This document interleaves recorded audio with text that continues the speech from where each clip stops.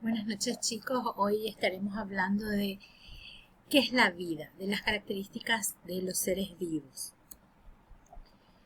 Por ejemplo, una de ellas es la respuesta a estímulos, la capacidad de los organismos a reaccionar a los cambios en un ambiente es una de las características de la vida. También un cambio que puede causar una reacción ante un estímulo y la reacción de un organismo a un estímulo se llama respuesta. Acá, por ejemplo, en este ejemplo vemos como la persona que tocó la rosa fue clavada por las espinas, ¿verdad? Entonces ahí hay una corriente sensitiva, o sea que la médula recibe el estímulo del pinchazo, ¿verdad?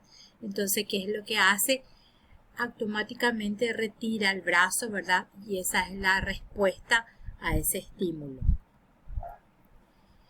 La palabra vida no tiene una definición sencilla, pero se reconocen ciertas características que tienen los seres vivientes, y estas son la capacidad de crecer, la de responder a estímulos y la de reproducirse. Estas tres características principales. Todos los seres vivientes tienen una misma estructura básica, que es la célula, ¿verdad? Y esta pueden ser en organismos unicelulares, como una ameba, la que tenemos acá, o en organismos pluricelulares, como por ejemplo un roble, esta célula que está acá, un roble de una célula vegetal. Este sería el diseño de una célula animal. El crecimiento es otra de las características de los seres vivos, ¿verdad? En donde el crecimiento es el aumento de la masa viviente, también es el número total de las células, es el aumento del número total de células o el crecimiento por asimilación. Tenemos acá un crecimiento de una planta, el crecimiento de una persona, ¿verdad? Entonces aumenta la masa viva y el número de células. La reproducción, otra de las características fundamentales de los seres vivientes, es el proceso mediante el cual se producen nuevos individuos. Es necesaria para la supervivencia. Se tienen dos tipos de reproducción, una asexual y una sexual. En la reproducción sexual tenemos la unión de dos gametos, tanto femenino como masculino, para poder perpetuarse la especie. Y en la reproducción asexual, acá por ejemplo tengo una estrella de mar en donde pierde uno de los brazos y ahí por fragmentación y esto se vuelve a regenerar y el brazo que perdió va a generar una nueva estrella. Metabolismo es la suma de todas las actividades químicas que se llevan a cabo en el ser viviente. Los procesos que comprenden la degradación del alimento en sustancias más simples se conocen como digestión. La respiración comprende los procesos degradativos por la que la mayoría de las células obtienen energía, y la síntesis incluye los procesos metabólicos mediante los cuales los seres vivos combinan sustancias simples para formar otras más complejas. Entonces, los niveles de organización biológica, como ya habíamos hablado en la vez anterior, los seres vivos obedecen a las leyes de la física y la química y están constituidos por los mismos componentes químicos, átomos y moléculas. Entonces, una bacteria, ¿verdad? Vamos a hablar de esa bacteria que dice los átomos que constituyen esta bacteria se combinan entre sí y forman gran parte de hidrógeno y oxígeno que están presentes en el agua. También dice que hay más de 5.000 clases de macromoléculas diferentes y en este momento, para que ustedes puedan tener una idea, hay una composición, dice, atómica de los tres organismos representativos, el humano, una alfalfa y la bacteria, los elementos químicos que la componen, ¿verdad? Y el porcentaje en el humano en el 97.9%, en la alfalfa el 99.60% y la bacteria 99.72%. ¿Qué quiere decir eso? Que estamos constituidos por los mismos tipos de átomos en estructuras diferentes. Acá lo mismo que yo había explicado la semana anterior, los niveles de organización biológica que van de lo más sencillo a lo más complejo. Acá, por ejemplo, del subatómico a la formación de célula, acá del tejido a la formación ya de un organismo y acá dentro ese animal o organismo ya dentro de una población al formar parte de la biosfera. Esto es lo mismo diseñado de otra manera, ¿verdad? Y entonces hablemos ahora de evolución. Exponentes que realizaron exponentes de la ciencia que realizaron investigaciones a los aportes de biología, ¿verdad?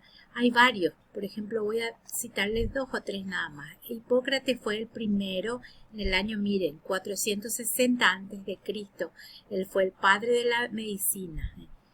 El señor Carlos Linneo, en el año 1707, fue el padre de la taxonomía, introdujo la moderna clasificación biológica. Por ejemplo, acá el señor Louis Pasteur fue el pionero de la microbiología. El señor Gregor Mendel, en el año 1865, es considerado el padre de la genética porque plantea las leyes sobre la herencia. Más adelante hablaremos sobre la herencia. En el año, por ejemplo acá, en el año 1996, el señor Wilmot y Campbell fueron los primeros que clonaron al mamífero Dolly, ¿sí? Y estos fueron algunos de los exponentes que aportaron para la ciencia, específicamente también para la biología.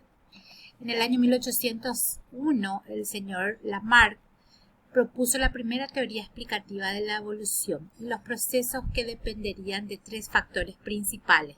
¿Cuáles fueron? Los cambios ambientales, el sentimiento interior que impulsa a las criaturas vivas hacia mayores grados de complejidad y la ley del uso y desuso de los órganos.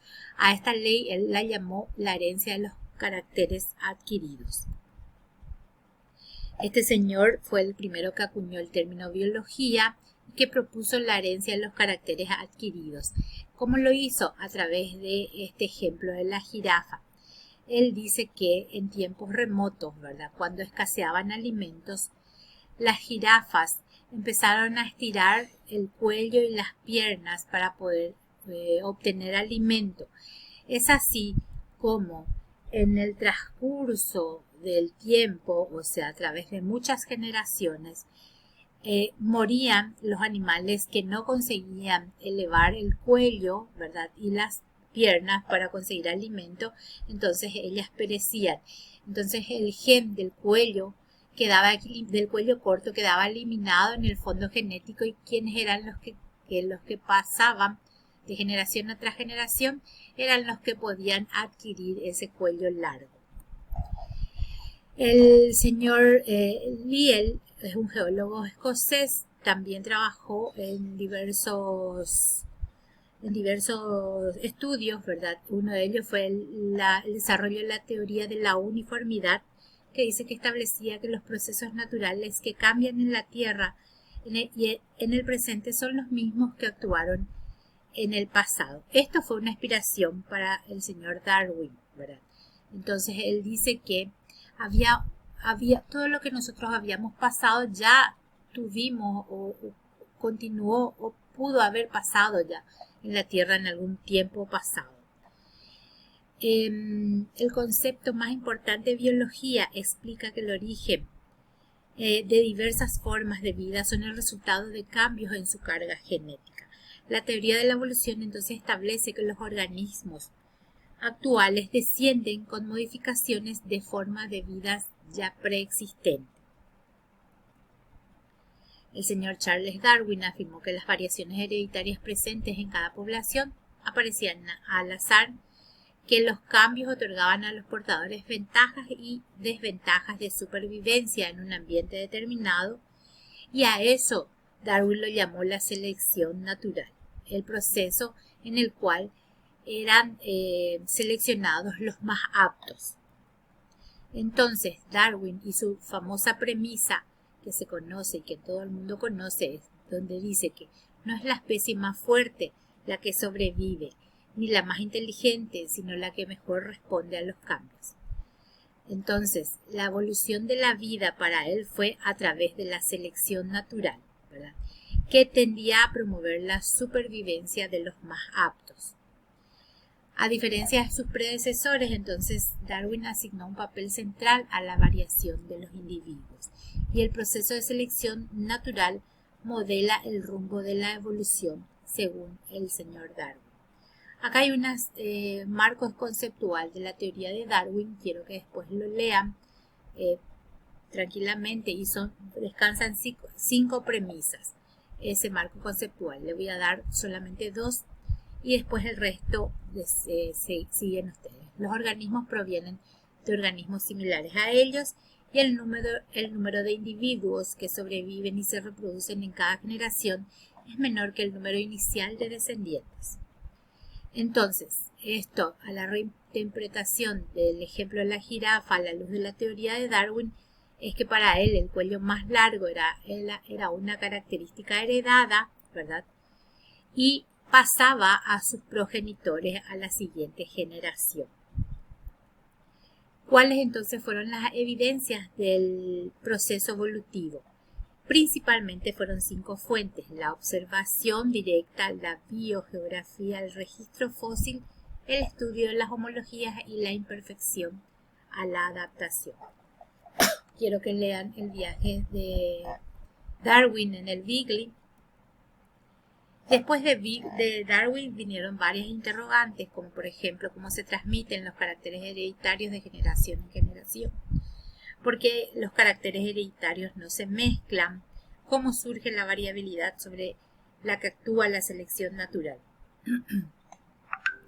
Entonces acá es donde se articula la teoría de Darwin con la genética mendeliana, que después vamos a estudiar y vamos a seguir hablando sobre eso. Entonces, en la actualidad la evolución es considerada por los biólogos un hecho científico. La existencia de este proceso no es materia de discusión. Lo que yo quiero que ustedes, ¿verdad?, después busquen sobre qué dicen ahora los científicos estudiosos sobre eso. Entonces, los 3 procesos naturales: la variación genética, la herencia de estas variaciones y la selección natural. Nosotros tenemos una aparte de nuestra tarea que ya está en plataforma, ¿verdad? Van a mirar este viaje perdido de Darwin y sacar sus propias conclusiones. Bueno, chicos queridos, esta ha sido nuestra primera clase. Vamos a seguir estando juntos en próximas ocasiones. Buenas noches y que tengan que estén comprometidos con todo lo que estamos haciendo. Éxitos.